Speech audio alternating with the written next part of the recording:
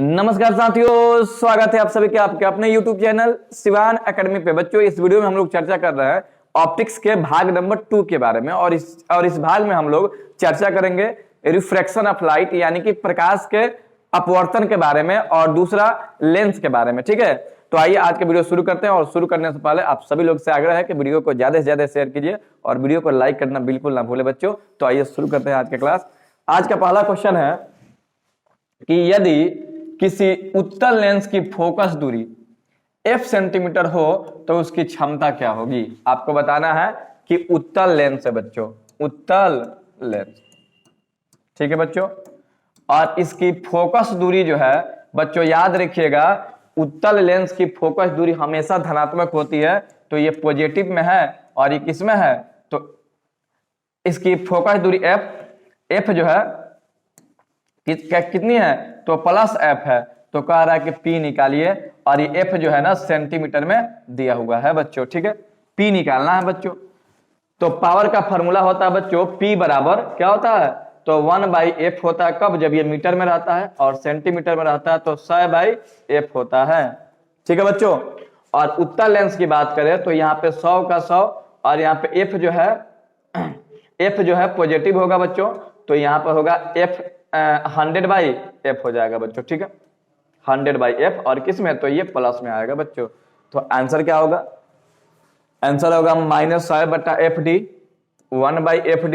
d जो होता है क्षमता का मात्रक होता है, डायोप्टर इसको बोलते हैं। तो ऑप्शन क्या होगा बच्चों, 100/fd, यानी कि आंसर जो है सी होगा इसका। ठीक है, 100/f। दूसरा क्वेश्चन है कि मीटर में मापी गई फोकस दूरी का व्युत्क्रम को क्या कहते हैं। यानी आपसे पूछा है कि P बराबर 1/f जो है निकालेंगे। यदि f मीटर में है तो बताइए कि 1/f क्या होगा। आपसे पूछा है लेंस की क्षमता, लेंस का आवर्धन, वस्तु की दूरी और प्रतिबिंब की दूरी। जवाब दीजिए बच्चों, इसका आंसर क्या होगा कि मीटर में मापी गई फोकस दूरी का व्युत्क्रम क्या होता है। तो फोकस दूरी का व्युत्क्रम को हम लोग पावर कहते हैं। पावर का मतलब होता है पावर ऑफ लेंस। क्या कहते हैं बच्चों, पावर ऑफ लेंस कहते हैं, यानी कि लेंस की क्षमता कहते हैं बच्चों। यानी आंसर होगा आपका पहला, लेंस की क्षमता पहला हो जाएगा आंसर इसका। ठीक है बच्चों, अगला क्वेश्चन देखिएगा कि उत्तल लेंस के सामने, कह रहा है कि उत्तल लेंस के समान, सामने नहीं है जी, समान है। उत्तल लेंस के समान आकार का प्रतिबिंब प्राप्त करने के लिए लेंस के मुख्य अक्ष पर वस्तु को कहां रखेंगे। कह रहा है कि जितने आकार का वस्तु है उतने ही आकार का प्रतिबिंब प्राप्त करना है, समान आकार का। तो कह रहा है कि वस्तु को कहां रखेंगे। ऑप्शन है लेंस की फोकस दूरी पर, अनंत पर, लेंस की फोकस दूरी से दुगुनी दूरी पर, कि लेंस की फोकस दूरी से आधी दूरी पर। जवाब दीजिए बच्चों कि उत्तल लेंस के सामने उत्तल लेंस में समान आकार का प्रतिबिंब प्राप्त करना हो तो वस्तु को कहां रखेंगे बच्चों। तो आपका आंसर होगा बच्चों, उसको लेंस के फोकस दूरी के दुगुनी दूरी पर रखेंगे। आपका आंसर जो है सी हो जाएगा बच्चों। ठीक है, चलिए जी आगे देखते हैं अगला क्वेश्चन। अगला क्वेश्चन है कि उस लेंस की, कह रहा है कि एक लेंस की क्षमता -5 डायोप्टर है। बच्चों लेंस की क्षमता कितना दिया है, तो -5 डायोप्टर। तो कह रहा है कि बताइए कि लेंस कौन सा होगा। बच्चों ध्यान दीजिएगा, जैसे कि आप जानते हैं कि P बराबर होता है 1/f होता है। ठीक है, P का मान दिया है -5, 1 का 1, f का f। तो अगर हम f निकालेंगे बच्चों तो क्या होगा, 1/5 हो जाएगा। यानी देखो तो फोकस दूरी किस में आ रही है, फोकस दूरी बच्चों निगेटिव आ रही है। और याद रखिएगा बच्चों, अगर उत्तल लेंस की बात करें, उत्तल लेंस की, तो फोकस दूरी जो है, फोकस दूरी यानी कि उत्तल लेंस की फोकस दूरी पॉजिटिव होती है। ठीक है, फोकस दूरी। और अवतल लेंस की बात करें, अवतल लेंस की फोकस दूरी बच्चों निगेटिव होती है। ठीक है ना बच्चों, इस बात को आप लोग याद रखिएगा। तो आपसे कह रहा है कि बताइए लेंस की अगर क्षमता माइनस में है तो वह लेंस कौन सा होगा। तभी बोले बच्चों कि अगर लेंस की क्षमता माइनस में है तो लेंस का फोकस दूरी भी माइनस हो जाएगा, और जब फोकस दूरी माइनस हो जाएगा तो लेंस कौन सा होगा, अवतल लेंस होगा। ऑप्शन है उत्तल अवतल दोनों की कोई नहीं, तो बच्चों आपका आंसर होगा बी, यानी कि अवतल लेंस हो जाएगा। ठीक है ना बच्चों। चलिए जी अगला क्वेश्चन देखते हैं। अगला क्वेश्चन है कि निम्न में से किसका उपयोग लेंस बनाने के लिए नहीं किया जाता है। कह रहा है कि किसका उपयोग लेंस बनाने के लिए किया जाता नहीं किया जाता, आपको बताना है। प्लास्टिक, लकड़ी, मिट्टी की कांच। बच्चों बताना है कि किसका उपयोग लेंस बनाने में नहीं किया जाता है बच्चों। तो आप याद रखिएगा, ऐसे तो ये दोनों आंसर ही जो होता है लकड़ी और मिट्टी का उपयोग नहीं किया जाता है, लेकिन आप सबसे यहाँ पे उपयुक्त आंसर क्या होगा, मिट्टी होगा, क्योंकि लेंस बनाने में मिट्टी का कोई योगदान नहीं होता है बच्चों। ठीक है, तो चलिए आगे बढ़ते हैं।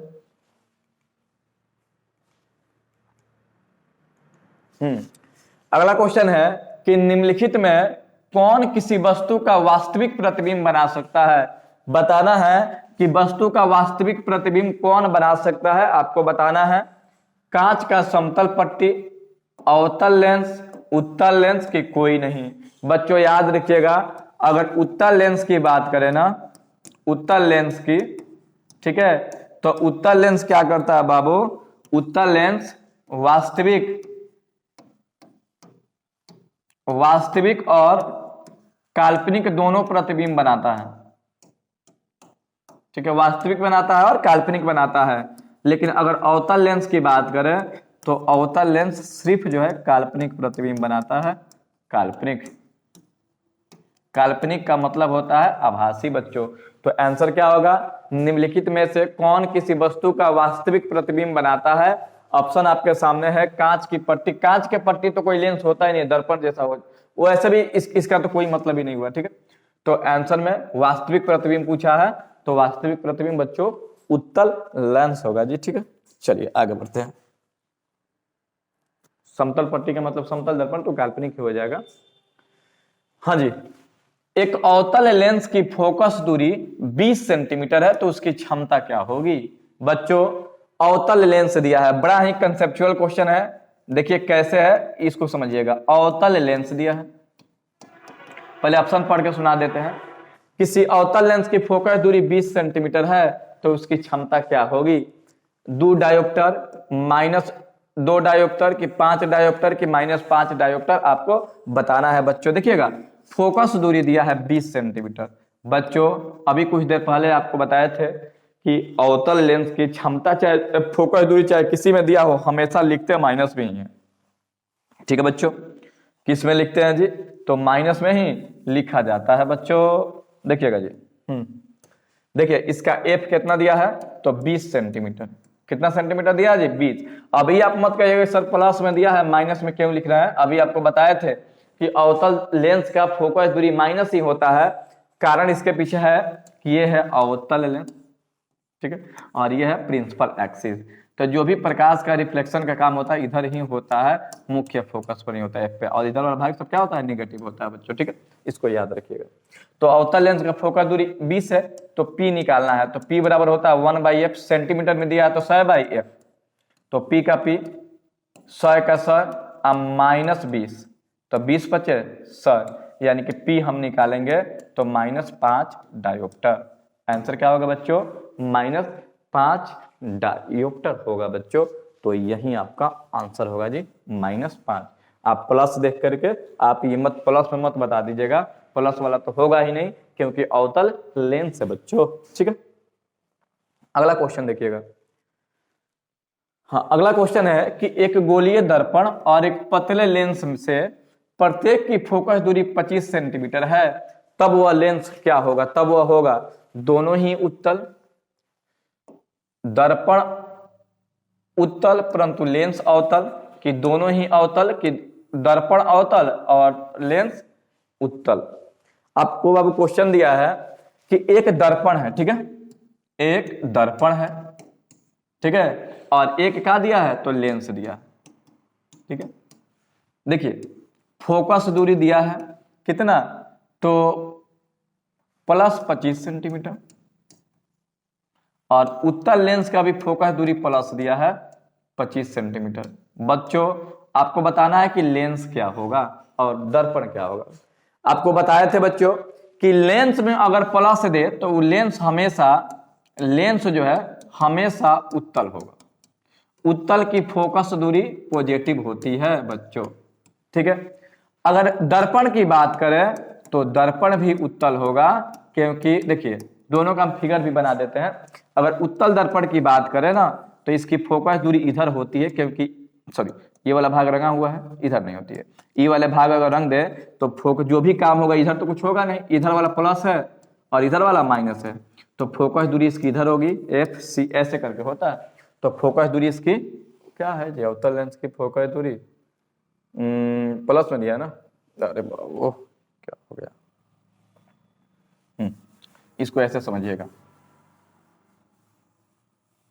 फिगर ही गलती बन गया। देखो जी कैसे बनाएंगे इसको समझिएगा।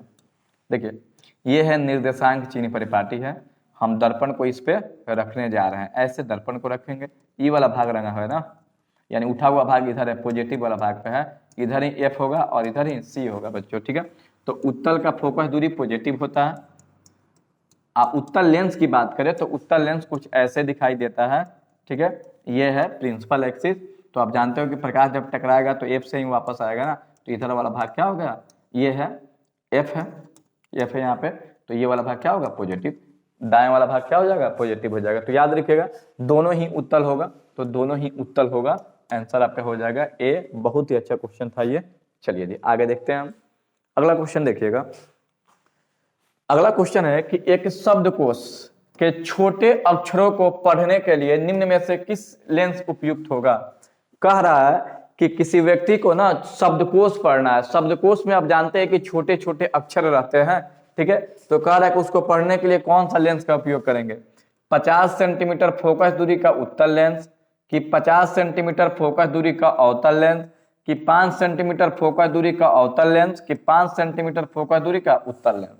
बच्चों याद रखिएगा शब्दकोश, आप जानते हो कि शब्दकोश बोले तो डिक्शनरी, शब्दकोश, किसी बच्चा को शब्दकोश पढ़ना है, शब्दकोश, ठीक है। शब्दकोश में लिखे हुए अक्षर को पढ़ना है और उसको पढ़ने के लिए लेंस की आवश्यकता हो रही है। अच्छा आप जानते हो बच्चों कि शब्दकोश में छोटे छोटे अक्षर लिखे हैं, तो जब भी छोटा को बड़ा देखना है, छोटा को अगर बड़ा देखना है तो उसके लिए क्या करते हैं बच्चों, तो उसके लिए ना उत्तल लेंस का उपयोग करते हैं, उत्तल लेंस का उपयोग करेंगे, ठीक है। तो ये तो क्लियर हो गया कि लेंस कौन सा होगा, उत्तल लेंस होगा। ऐसे आप पढ़े भी होंगे उत्तल लेंस में कि आंख का वैसा दोष, ऐसे इसमें क्या होगा, आंख का वैसा दोष जिसमें दूर की वस्तु दिखाई देती है, निकट की दिखाई नहीं देती है। तो निकट को ही साफ देखना है ना, तो निकट को साफ देखने के लिए कौन सा लेंस का उपयोग करेंगे, उत्तल लेंस का यूज करेंगे। लेकिन अब कह रहा है कि उत्तल लेंस, तो अवतल वाला ही गलत हो गया, उत्तल वाला गलत हो गया। अब कह रहा है कि 50 सेंटीमीटर का लेंगे कि 5 सेंटीमीटर का लेंगे, तो हम देख लेंगे किससे आवर्धन ज्यादा आ रहा है। तो बाबू आवर्धन का फॉर्मूला होता है पी बराबर 1 प्लस डी बाई एफ। अगर पहला का हम निकालते हैं ऑप्शन नंबर 1 आते हैं, इसका एफ का मान कितना है, एफ का मान है 25, एफ का मान कितना है बच्चों 25 है बच्चों, ठीक है। तो एम का एम, ठीक है, 1 का 1 डी 25 है, चलो जी 50 है और 1 का 5 है। तो देखिए डी मान क्या होता है न्यूनतम दूरी, तो न्यूनतम दूरी कितनी होती है 25 सेंटीमीटर, तो 25 और एफ का मान कितना है बच्चों, तो एफ का मान देखिए एफ का मान 50 है बच्चों, एफ का मान 50 है। तो जब इसको कटाएंगे तो 25 ना 25 दूना 50 2 0.5 होगा। तो अगर m निकाले हम इसका तो 1.0.5 होगा, यानी कि 1.5 आवर्धन आ रहा पहला कितना। अगर डी नंबर का आवर्धन निकाले तो ये में एफ का मान 5 है, तो अगर इसका हम m निकाले तो क्या होगा formula 1 plus D by F. तो बच्चों 1 का 1 यहाँ पर लिख देते हैं, यहाँ पर कर देते हैं, तो m निकाले तो 1 का 1 डी का मान 25, ठीक है, और f का मान कितना है 5 है बच्चों, इसमें f का मान 5 है तो 5 रखेंगे, 5 है 25, तो m का मान निकालेंगे तो 1 प्लस 5 यानी कि 6, यानी कि डी वाला का आवर्धन जो है 6 आ रहा है, ठीक है। आवर्धन का फॉर्मूला होता है बच्चों m बराबर 1 प्लस डी बाई एफ। तो अगर हम 25 देखिए 25 नहीं ना था जी फोकस दूरी 50 था बच्चों, 50। अगर फोकस दूरी हम 50 रखेंगे ना फोकस दूरी हम 50 रखेंगे, ठीक है, और डी न्यूनतम दूरी 25 होती है डिस्ट्रिक्ट विजन। तो क्या होगा, तो हम निकालेंगे क्या, तो हम एम निकालेंगे तो 1 + d/f होगा। तो एफ का मान तो 50 रखेंगे। तो देखिए अगर हम पहला से निकालेंगे, फोकस दूरी अगर 50 सेंटीमीटर का होगा तो आवर्धन 1.5 आएगा, लेकिन अगर फोकस दूरी अगर 5 सेंटीमीटर का होगा तो आवर्धन 6 आएगा। तो जो जिसका आवर्धन जितना ही ज्यादा होगा उतना ही वस्तु को बड़ा दिखाएगा बच्चों। तो ये आपका आंसर होगा पूरा कंक्लूजन के साथ। आप अवतल लेंस नहीं होगा जी। तो बच्चों इसका आंसर क्या होगा, 5 सेंटीमीटर फोकस दूरी का अवतल लेंस। क्यों, क्योंकि जब डी का मतलब जब फोकस दूरी 5 सेंटीमीटर होगा ना बच्चों, तो जब हम एम निकालेंगे आवर्धन तो फॉर्मूला 1 + d/f। तो m1 डी का मान कितना 25 क्या, तो न्यूनतम दूरी है, d = 25, ठीक है, और f का मान है 5, तो 5 है 25, तो d कितना हो गया 1 + 5 बोले तो 6, यानी कि आवर्धन इसका 6 हो गया। अगर हम दूसरा का निकालें तो f का मान कितना दिया था, तो 50 दिया था। एक ऑप्शन ए की बात करें तो 50 दिया था बच्चों। तो अगर m इसका निकाले तो 1 + d/f, तो 1 का 1, d का मान कितना है, तो d का मान है 25 दिया रहता है, और f का मान कितना 50, तो इसको कटाएंगे तो 0.5 आएगा, यानी 1.0.5। तो बच्चों m इसका निकालें तो 1.5 आएगा। तो देखो तो दोनों का आवर्धन में किसका ज्यादा आ रहा है, इसका अधिक आ रहा है। 5 सेंटीमीटर का आवर्धन ज्यादा है तो प्रतिबिंब बहुत अच्छा साफ दिखाई देगा, यानी कि डी ऑप्शन हो जाएगा बच्चों। ये रहा आपका कंक्लूजन।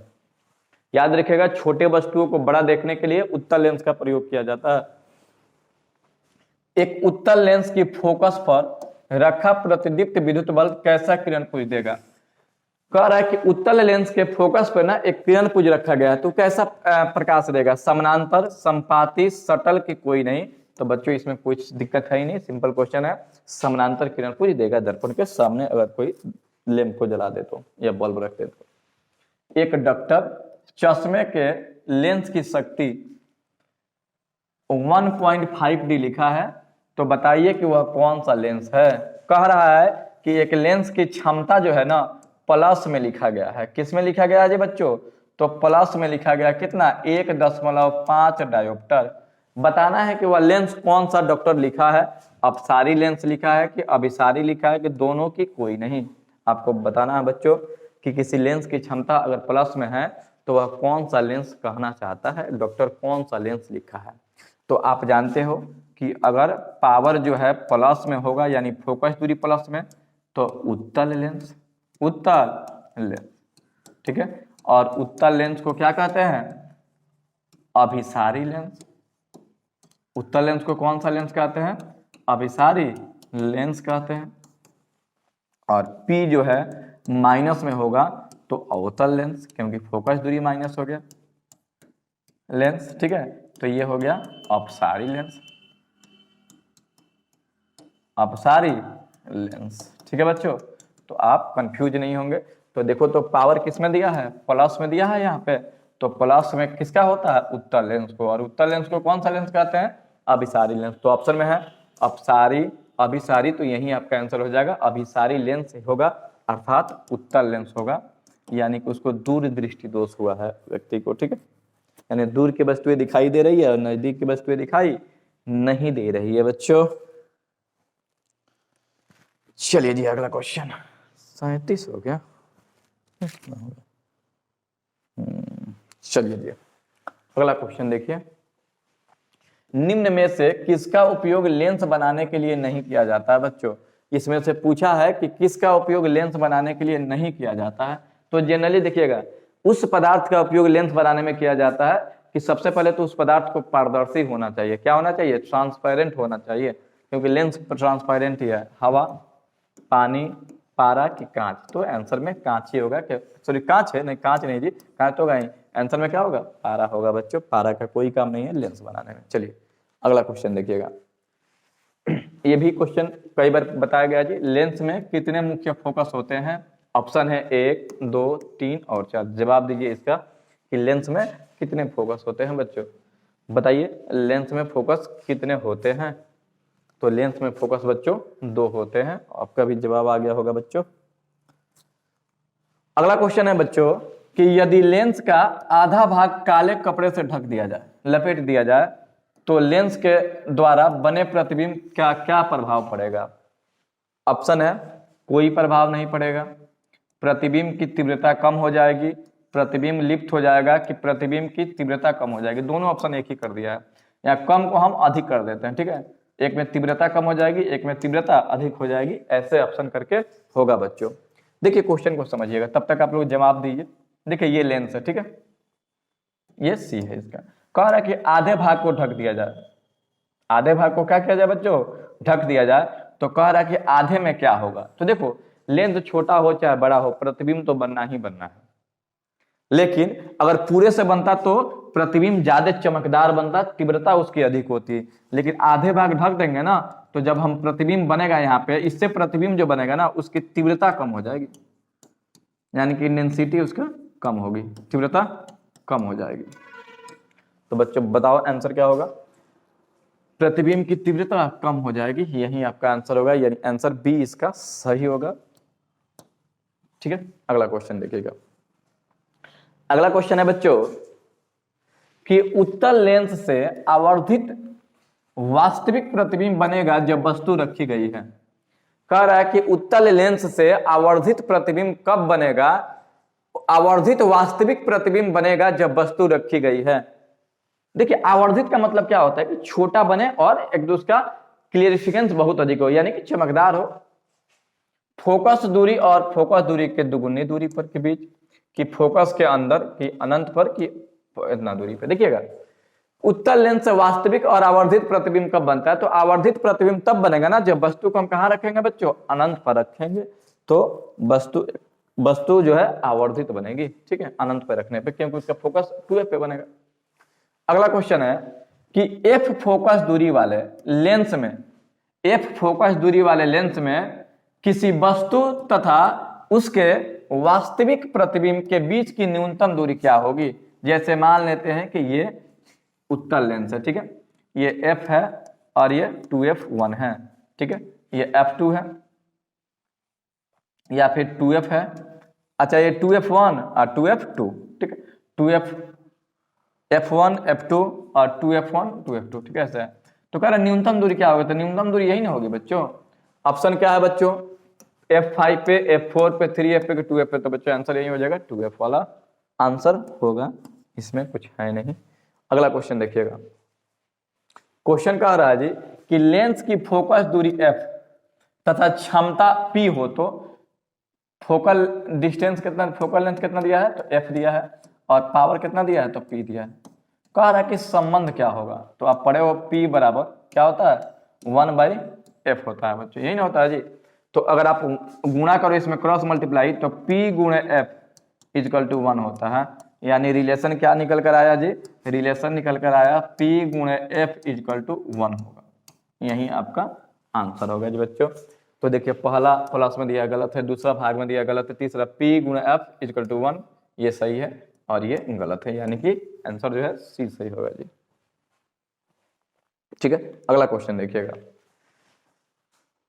अगला क्वेश्चन है कि एक अवतल लेंस की फोकस दूरी 50 सेंटीमीटर है, तो उसकी क्षमता क्या होगी? अभी इसके पहले ऐसा क्वेश्चन आया था, फोकस दूरी 50 सेंटीमीटर है जी, अवतल लेंस है, अवतल लेंस। चलिए जी आप लोग इसका जवाब दीजिए, उसके बाद हम बनाते हैं इसका। फोकस दूरी कितना दिया है बच्चों? तो फोकस दूरी दिया है कितना? 50 सेंटीमीटर। चलिए जवाब दिया जाए क्या होगा। जवाब में है कि +2 डायोप्टर की -2 डायोप्टर की 5 डायोप्टर की -5 डायोप्टर है। तो बताना है कि कौन सा आंसर इसका सही होगा बच्चों। तो देखिएगा जी, अवतल लेंस की फोकस दूरी 50 सेंटीमीटर दिया, तो आपको बताया था कि अवतल दर्पण की फोकस दूरी निगेटिव होता है तो माइनस कर दिए। अब p निकालना है, सेंटीमीटर में दिया है तो क्या होगा? 100/f। अगर मीटर में दिया रहता तो 1/f, p 100 अब -50, तो 50 दूना 100, तो p का मान होगा -2 डायोप्टर। देखिए ऑप्शन कहाँ है? -2 डायोप्टर है, यानी कि यही आंसर आपका सही है। जो सही है वही सही है, यानी कि आंसर जो है बी सही होगा बच्चों। ठीक है, आगे वाले क्वेश्चन देखिए। यदि जल एवं कांच के निर्वात में सापेक्षिक अपवर्तनांक क्रमशः 4/3 और 3/2 है, तो कांच के सापेक्ष अपवर्तनांक क्या होगा बताना है। बहुत ही सुंदर क्वेश्चन है, अति सुंदर क्वेश्चन है, कई बार क्वेश्चन ये पूछा हुआ है। तब तक हम इसका सोल्यूशन करते हैं। तो आप लोगों को करना क्या है बच्चों कि अगर वीडियो को आप लोग लाइक नहीं किए होंगे तो फिलहाल लाइक कीजिए और वीडियो को थोड़ा शेयर कीजिए और आइए हम इसका सोल्यूशन करते हैं। बड़ा ही सुंदर क्वेश्चन है जी। देखिएगा, जल का अपवर्तनांक दिया है, अपवर्तनांक है जल का। तो रुकिए एकदम इसका, देखो जी, अपवर्तनांक किसका दिया है? जल का, वाटर का दिया है किसके सापेक्ष? तो हवा के, निर्वात के, वैक्यूम भी कर देते हैं, कोई दिक्कत भी। कितना दिया बच्चों? तो 4/3। और अपवर्तनांक दिया है किसका? कांच का। देखिए दो चीज का दिया, जल का लिख दिए, कांच का। तो कांच को क्या कहते हैं? ग्लास कहते हैं, तो लिख दे यूजी। कितना दिया बच्चों? तो 3/2 दिया है। ठीक है, क्वेश्चन में कह रहा है बच्चों कि अब आपको करना क्या है कि कांच के सापेक्ष, अब देखो यहाँ पे एक वर्ड छोड़ दिया जी, कांच के सापेक्ष जल का अपवर्तनांक निकालना है। किसका निकालना है जी? जल का। यानी कि अपवर्तनांक आपको निकालना है किसका? जल का। किसके सापेक्ष? कांच के सापेक्ष आपको निकालना है बच्चों। तो आइए निकाल देते हैं। अपवर्तनांक निकालना है पानी का कांच के सापेक्ष, तो जिसको कहता है उसको ऊपर लिखते हैं। कैसे फॉर्मूला होगा? तो अपवर्तनांक वाटर का ऊपर और जो पीछे रहता है उसको नीचे लिखते हैं, और ये ग्लास का। तो बताइए बच्चों, वाटर का अपवर्तनांक कितना दिया है? तो वाटर का अपवर्तनांक दिया है बच्चों कितना? वाटर वाला ये ना है, तो वाटर का दिया है 4/3। ठीक है बच्चों, और इसका कितना? ग्लास का कितना दिया है? तो 3/2। तो ये कूद के यहाँ और ये कूद के यहाँ, तो कूदेगा तो 4×2 और ये 3×3, यानी कि 9/8 आ रहा है। ऑप्शन में एक और बात देखिएगा जी। ठीक है, देखिए अगर ये यहाँ पे कहेगा कांच के सापेक्ष अपवर्तनांक बताना है किसका? जल का, तो ये होगा। लेकिन देखिए ऑप्शन मैच नहीं कर रहा है, यानी पूछा होगा ना कि जल के सापेक्ष, यहाँ पे जल देना चाहिए और यहाँ पे क्या देना चाहिए? कांच देना चाहिए, तब जाके आपका आंसर आता है कि जो पूछ रहा था। ठीक है, तो इसको आइए हम ऑप्शन के अनुसार क्वेश्चन में सुधार करते हैं, और जो क्वेश्चन दिया है ना उसको सही करने का प्रयास किया जाता है। आइए इसको मिटाया जाए। क्वेश्चन में यहां से सुधार करना है। तो कांच का अपवर्तनांक, कांच का अपवर्तनांक, ओहो, क्वेश्चन देखिएगा बच्चों, 3/2 हो तो कांच का अपवर्तनांक, कांच का अपवर्तनांक, इसको हटा दीजिएगा, जल के सापेक्ष बतावें, जल के सापेक्ष बतावें, सापेक्ष बतावें। बच्चों आपको करना क्या है? तो आपको अपवर्तनांक बताना है किसका? कांच का जल के सापेक्ष। तो आइए जो जो दिया है उसको हम लिख देते हैं। तो देखिए क्या क्या दिया है बच्चों, इसमें दिया है क्या कि जल का अपवर्तनांक दिया है म्यू, वाटर कितना है बच्चों? तो दिया है कितना? 4/3, और म्यू कांच कितना है बच्चों? तो कांच का दिया हुआ है यहाँ पे 3/, कांच को ग्लास कहते हैं, तो 3/2। अब देखिए कह रहा है कि कांच का निकालिए, वाटर के सापेक्ष निकालिए। तो हम लिखेंगे ग्लास का अपवर्तनांक बट्टा कांच का, सॉरी वाटर का अपवर्तनांक। तो बताइए कांच का अपवर्तनांक कितना है? तो 3/2, और इसका कितना है? 4/3। तो ये ऊपर जाएगा। ऐसे क्वेश्चन होगा तो इस प्रकार से लिखेंगे, 3 3 और 2 × 4। तो बच्चों 9/4×8 हो जाएगा ना, तो 9/8 हो जाएगा बच्चों। तो 9/8 आपका ये रहा जी, 9/8। कोई दिक्कत? तो बताइए, बहुत ही सुंदर क्वेश्चन है, इसको 1-2 बार आप देखिए और इसको कॉपी में भी लिखिए जरूर। ऐसा क्वेश्चन CHS पॉलिटेक्निक में कई बार पूछा है जी। अगला क्वेश्चन है कि लोहे के गोले का फ्लिंट कांच के प्लेट पर रखकर कार्बन डाइऑक्साइड में डुबाने पर लोहा का गोला कैसा हो जाएगा? कह रहा है कि लोहे का एक गोला है, उसको फ्लिंट कांच के प्लेट पर रखकर कार्बन डाइऑक्साइड में डुबाने पर क्या होगा? चमकता हुआ प्रतीत होगा, कि अदृश्य हो जाएगा, कि तैरता हुआ प्रतीत होगा, कि बहुत बड़ा प्रतीत होगा।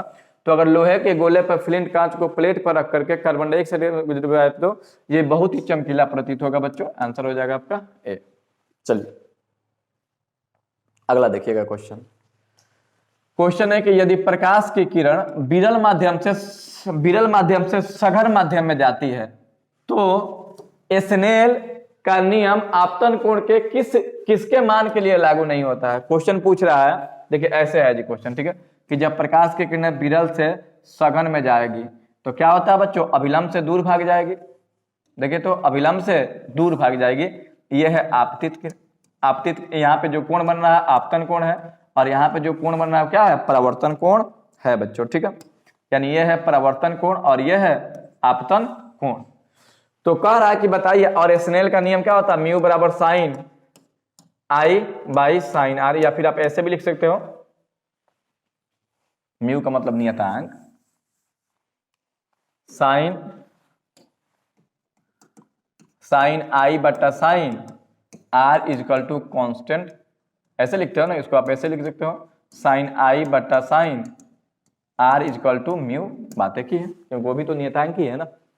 तो कह रहा है कि किसके लिए लागू नहीं होता, आपतन कोण का मान कितना होगा कि ये स्नेल का नियम लागू नहीं होगा, ये बताना है। 0 डिग्री, 30 डिग्री, 60 डिग्री की 79 डिग्री। बताइए कि आपतन कोण का मान क्या होगा कि परावर्तन कोण लागू नहीं होगा। तो बच्चों यहाँ पे आपका आंसर होगा क्या, तो 0 डिग्री। कारण क्या है कि जब ये 0 रखेंगे तो ये भी खत्म हो जाएगा, समझ रहे हो ना। तो 0 डिग्री के लिए लागू नहीं होता है।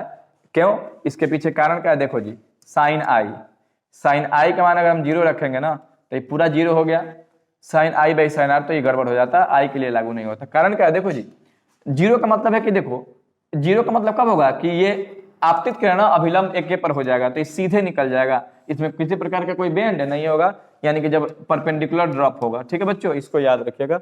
आंसर आपका 0 डिग्री होगा। अगला क्वेश्चन है कि प्रकाश की चाल इतना किलोमीटर यानी कि 3 लाख किलोमीटर है, यदि चंद्रमा से पृथ्वी की दूरी इतना है तो प्रकाश से चंद्रमा तक पहुंचने में लगा समय बताइए क्या होगा।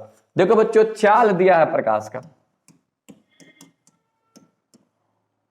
इकाई 3 2 3 4 5 किलोमीटर पर सेकंड, यानी कि 3 लाख किलोमीटर होगा। और दूरी कितना दिया है, तो दूरी दिया है इकाई, दहाई, सैकड़ा, हजार, 10,000, लाख, 4 लाख किलोमीटर। तो कह रहा है कि बताओ समय कितना लगेगा प्रकाश को पहुंचने में। तो समय का फॉर्मूला क्या होता है, दूरी बट्टा चाल, दूरी बट्टा चाल होता है। तो दूरी कितना है, 4, 1 2 3 4 5 किलोमीटर में है। और देखो तो बच्चों ये नीचे कितना है, 4,000 किलोमीटर दूरी है ना, ठीक है। और 4 कितना है, तो 3 लाख, 3 4 5 किलोमीटर पर घंटा। तो इससे सब कटेगा तो क्या बचा, किलोमीटर से किलोमीटर कट गया, तो 4/3 घंटा, ये घंटा ऊपर चला जाएगा, तो 4/3 घंटा हो जाएगा। 4/3 ये है जी घंटा में आपको बताना है ना, नहीं यहाँ पे सेकंड दिया था, किलोमीटर पर सेकंड था जी क्वेश्चन में, किलो सेकंड तो ये सेकंड है, तो इतना हो जाएगा 4/3 सेकंड हो जाएगा, 4/3 सेकंड, ये आपका आंसर हो जाएगा बच्चों, सी इसका आंसर होगा। अगला क्वेश्चन देखिएगा। अगला क्वेश्चन है कि निम्न में किसका अपवर्तनांक सबसे अधिक होगा। निम्न में किसका अपवर्तनांक सबसे अधिक होगा, फ्लिंट कांच, क्राउन कांच, नीलम की हीरा। बच्चों इसके लिए तो आपको अपवर्तनांक याद होना पड़ेगा, लेकिन आप जानते हो कि हीरा का अपवर्तनांक सभी ज्ञात तत्वों में सबसे अधिक होता है 2.42, तो ऑप्शन हो जाएगा डी। और ऐसे भी चिंता करने की बात नहीं है, इस वीडियो के लास्ट में हम बहुत सारे पदार्थों का ना अपवर्तनांक लिखे हुए हैं, तो उसको आप लोग याद भी कर जाएंगे, जिसका जिसका हम बोलेंगे, ठीक है। तो फिलहाल इसका आंसर क्या होगा, डी होगा जी, ठीक है। चलिए, हीरा से पहले बाकी सबका कम ही होता है। कह रहा है कि निम्नलिखित में से किसका अपवर्तनांक कम होगा, आपको बताना है किसका अपवर्तनांक कम होगा, पानी का, तारपीन का, कि किरोसिन का, कि बेंजीन का। देखिए ये क्वेश्चन तब बनेगा आपसे जब आपको अपवर्तनांक मालूम होगा। तो बच्चों देखिए अपवर्तनांक पानी, तारपीन, किरोसिन या बेंजीन। आइए इधर हम चलते हैं, इसको थोड़ा सा मिटाइए और लास्ट वाला क्वेश्चन देखते हैं। देखिए बच्चों यहाँ पे देखिए पानी ये रहा, ठीक है, पानी, किरोसिन तेल ये रहा, ठीक है, और तारपीन का तेल ये रहा, और बेंजीन इसके नीचे है। तो देखो जी इन सभी में किसका अपवर्तनांक सबसे अधिक है, तो आप लोग इसको याद भी कर लेंगे, बोले थे ना कि लास्ट में दिया हुआ सबसे कम किसका है, जल का 1.33, किरोसिन तेल का 1.44, और यहाँ पे तारपीन का तेल का 1.47, और यहाँ पे बेंजीन का 1.50। तो ये चारों पूछा किसका कम होगा, तो कम होगा जल का, और इनमें सबसे अधिक किसका होगा, बेंजीन का। ओवरऑल सबसे अधिक किसका होगा, तो हीरा का होता है। तो चलिए आइए हम पुराने क्वेश्चन पे चलते हैं फिर से। तो क्वेश्चन क्या था जी कि निम्न में से किसका अपवर्तनांक कम होगा? पानी, तारपीन, किरोसिन के बेंजीन। तो आपका आंसर क्या होगा? 4/3 होता है, यानी कि 1.33 होता है। इसको याद रखेंगे। चलिए आगे बढ़ते हैं। चलो जी, हाँ जी, अगला क्वेश्चन देखिएगा। वायु के सापेक्ष अपवर्तनांक वास्तव में कितना होता है? वायु का निरपेक्ष अपवर्तनांक ये पूछा है जी। वायु का निरपेक्ष अपवर्तनांक कितना होता है? 1 से कम, 1 से अधिक, 0। जवाब दिया जाए इसका कि वायु का निरपेक्ष अपवर्तनांक कितना होता है बच्चों? जवाब दीजिए बच्चों, ठीक है। वायु का अपवर्तनांक बताना है। तो वायु का अपवर्तनांक बच्चों आपका आंसर भी आ गया होगा, ए होता है। चलिए जी, अगला क्वेश्चन देखिए। अगला क्वेश्चन है कि हीरे का अपवर्तनांक कितना होता है? ऑप्शन है आपके सामने है 2.42, 3, 1.42 कि 4.42। जवाब दिया जाए कि हीरे का अपवर्तनांक कितना होता है बच्चों? जवाब दीजिए, ठीक है। तो हीरे का अपवर्तनांक बच्चों कितना होता है? 2.42। पहला आंसर हो जाएगा इसका। अगला क्वेश्चन, जब प्रकाश की किरणें एक माध्यम से दूसरे माध्यम में प्रवेश करती है तो कौन सी राशि नहीं बदलती है? देखिए बच्चों, ये रहा दो माध्यमों को अलग करने वाली सतह, ठीक है, आ रहा है और ऐसे भाग रहा है। ये है अभिलंब, ये है विरल माध्यम, विरल माध्यम, माध्यम 1, और यह है सघन माध्यम, सघन माध्यम। कह रहा है कि जब प्रकाश की किरणें एक माध्यम से दूसरे माध्यम में जब जाती है तो क्या नहीं बदलता है? प्रकाश। देखिए, प्रकाश जब एक माध्यम से दो माध्यम में जाती है तो बहुत सारे गुण होता है, जैसे कि तरंग दैर्घ्य, तरंग दैर्घ्य, चाल कहिए चाहे वेग कहिए, ठीक है, आवृत्ति होता है। तो जब एक माध्यम से दूसरे माध्यम में जाती है तो तरंग दैर्घ्य बदल जाते हैं, चाल या वेग बदल जाता है, लेकिन आवृत्ति नहीं बदलती है बच्चों। याद रखिएगा, कई बार ये क्वेश्चन पूछा है कि जब प्रकाश की किरणें एक माध्यम से दूसरे माध्यम में जाती है तो कौन सी राशि नहीं बदलती है बच्चों? तो आंसर क्या होगा जी? आंसर क्या होगा? आवृत्ति। तरंग दैर्घ्य, आवृत्ति, आयाम की कोई नहीं। तो बच्चों याद रखिएगा, आवृत्ति, आयाम भी बदल जाता है जी, यानी कि एम्पलीट्यूड भी बदल जाता है, लेकिन फ्रीक्वेंसी बदलता नहीं है। बहुत ही अच्छा क्वेश्चन था ये, ठीक है। चलिए अगला क्वेश्चन देखिएगा। कह रहा है कि निर्वात में प्रकाश की चाल कितनी होती है? 3 × 10⁸ मीटर पर सेकंड, 3 × 10⁻6 मीटर पर सेकंड, 3 × 10⁻5 मीटर पर सेकंड, 3 × 10⁻−8 मीटर पर सेकंड। बताइए कितना होता है जी निर्वात में प्रकाश की चाल कितनी होती है, बताना आपको। तो बच्चों याद रखिएगा, निर्वात में प्रकाश की चाल होती है 3 × 10⁸ मीटर पर सेकंड होती है, ठीक है बच्चों। चलिए जी अगला क्वेश्चन देखते हैं। अगला क्वेश्चन है, अब अगला क्वेश्चन यहां पे है जी, ठीक है, कि पानी के बूंदे किस लेंस की तरह व्यवहार करती है? बहुत ही सुंदर क्वेश्चन है कि जो वाटर ड्रॉप होता है, यानी कि ड्रॉप ऑफ वाटर जो है, ड्रॉप ऑफ वाटर, पानी की बूंदे, पानी की बूंदे कौन सी लेंस की तरह व्यवहार करती है आपको बताना है। उत्तल लेंस, अवतल लेंस, दोनों की कोई नहीं। जवाब दीजिए बच्चों, बहुत ही सुंदर क्वेश्चन है ये। पानी की बूंदे हमेशा उत्तल लेंस की तरह व्यवहार करती है, तो इसको भी आप लोग जानेंगे, उत्तल लेंस, ठीक है। अगला क्वेश्चन देखिएगा। अगला क्वेश्चन, अब देखिए क्वेश्चन नहीं है जी, ठीक है, क्वेश्चन तो इसका तो आंसर हो जाएगा बच्चों, उत्तल लेंस, पानी की बूंदे उत्तल लेंस की तरह व्यवहार करती है। और इसके बाद आपको ये देखना है 31 नंबर, क्वेश्चन नहीं है, कुछ आपको याद करने वाला तथ्य है। देखो जी, आपको देखो यहाँ पे बहुत सारे पदार्थों का ना अपवर्तनांक दिया हुआ है बच्चों। आपको करना क्या है कि जो जो यहाँ पे हम टिक लगा रहे हैं उसको आप लोग कॉपी में लिख लेना है और उसको आप लोग को याद भी करना है, क्योंकि एक क्वेश्चन हो सकता है कि अपवर्तनांक से आपको पूछे कि बताइए कि किसका अपवर्तनांक कितना होता है। बच्चों देखो जी, ये इंपॉर्टेंट है, वायु, जल, किरोसिन तेल, तारपीन का तेल, बेंजीन, कांच, हीरा। देखिए बच्चों, वायु का अपवर्तनांक 1 होता है, इसको याद रखिएगा। जल का अपवर्तनांक 1.33 होता है, यानी कि 4.3 होता है, 4/3 होता है। किरोसिन तेल का अपवर्तनांक 1.44, इसको भी याद रखिएगा। तारपीन का तेल 1.47, बेंजीन का 1.50, और कांच का 1.52 या फिर देखिएगा कांच का ना आप लोग ऐसे भी याद रखिएगा, कांच का होता है 3/2 या 1.5, तो इसमें भी कोई कंफ्यूजन नहीं होना। हाँ, कांच के टाइप में बदल जाता है, तो यहाँ पे कांच का 1.52 दिया है, लेकिन ये कांच के टाइप के रूप में दिया है। 1.5 से लेकर के 1.52 के बीच होता है। तो बच्चों याद रखिएगा, कांच आपसे पूछे ना तो आपको याद रखिएगा 3/2 यानी कि 1.5। और यहाँ पे सबसे इंपॉर्टेंट है यहाँ पे हीरा का अपवर्तनांक 2.42 होता है, इससे बड़ा किसी का नहीं होता। तो ये रहा आज का क्लास, और आज का क्लास यहीं पे होता है समाप्त। आपको करना क्या है बच्चों, तो आपको करना यही है कि वीडियो को आपको ज़्यादा से ज़्यादा देखना है, और देखने के अलावा जो होता है बार बार इसको देखते रहिए, क्योंकि एग्जाम में क्वेश्चन अगर जब भी इस चैप्टर से क्वेश्चन पूछे जाएंगे ना लेंस के अपवर्तन से, तो लेंस या फिर प्रकाश के अपवर्तन से जब क्वेश्चन पूछे जाएंगे तो इससे अलावा आप देख लीजिएगा एक भी क्वेश्चन बाहर से नहीं होंगे। आसान हो सकते हैं, इससे डिफिकल्ट नहीं होने वाला बच्चों। तो आप एकदम विश्वास करके इसको आप अच्छे से पढ़िए। अगर आप वीडियो पर नए आ रहे हैं तो वीडियो को लाइक भी कीजिए, चैनल सब्सक्राइब नहीं किए अभी तक तो चैनल को सब्सक्राइब भी कीजिए, क्योंकि इस चैनल पे आपको A to Z आपके सारे सब्जेक्ट के सारे समस्याओं का निदान किया जाएगा। तो बच्चों इस वीडियो में इतना ही, जय हिंद।